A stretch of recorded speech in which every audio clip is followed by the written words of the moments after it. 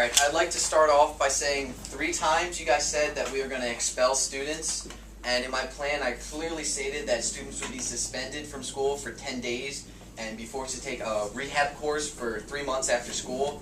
So in nowhere did we say we were going to expel students. We're trying to help them, not to hurt them. Also, I thought it would be a fun fact to Google how to cheat a drug test for myself, and I found 450,000 hits, not over 3 million. It's also important to consider that when Danny mentioned that there needs to be reasonable opinion to search students, if 50% of the students have tried drugs, how is that not a strong reason?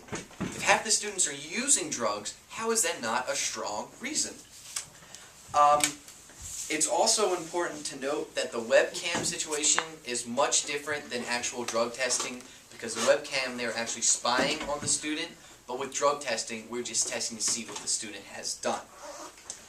And the point of drug testing is not only to instill fear in students, it's also to remove the true drug users from the community, because drugs promote crime and they also promote illegal wrongdoings.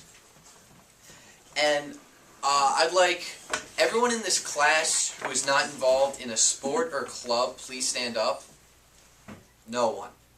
So, if you're testing every student who's in a sport or club, how is it much different than testing every student overall, if most students are in sports or clubs to begin with? And $38.3 million for Pennsylvania, divided by 800 schools in Pennsylvania, that comes up to roughly over $1 million. And that's really not that much if you think about the number of students in Upper Dublin who would even probably have to raise taxes by about $50.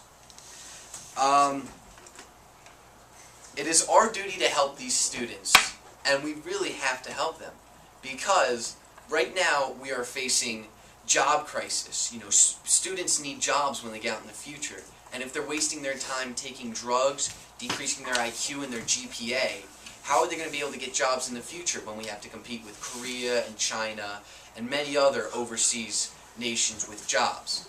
So thank you, and vote affirmative.